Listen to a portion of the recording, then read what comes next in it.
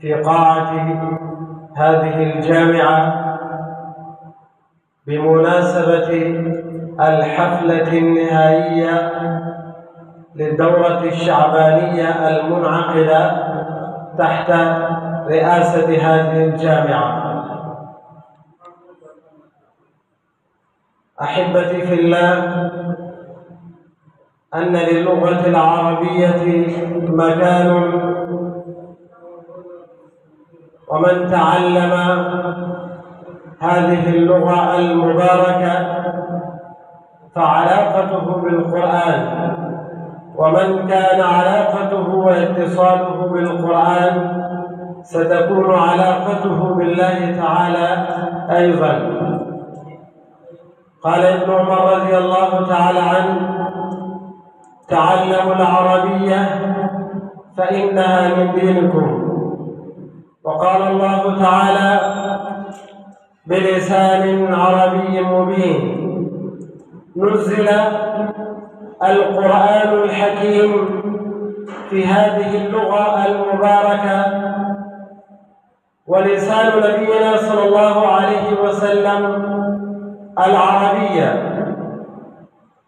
وقد قال النبي صلى الله عليه وسلم: أحب العرب للثلاث، لأني عربي والقرآن عربي ولغة أهل الجنة عربي. أيها الأحبة، أنكم ذو شرف وذو مكان، لقد قضيتم أيام عطلاتكم في رحاب هذه الجامعة، وهناك كثير من الأطفال والأبناء والطلاب الذين ضيعوا أوقاتهم في الألعاب وضيعوا أوقاتهم بالجوال، وعندكم أيضا هذه الفرصة الذهبية، لكن أنكم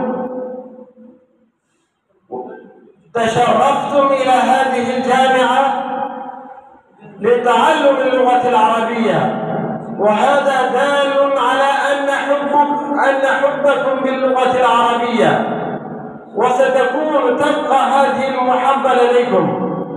ومن تعلم هذه اللغة العربية فدراسته وفهم العلوم الإسلامية يكون سهلا. فاليوم الحفلة بمناسبة انتهاء الدورة، وتشرف فينا رئيس جامعة الصالحين الشيخ المفتي نور محمد حفظه الله تعالى ورعاه.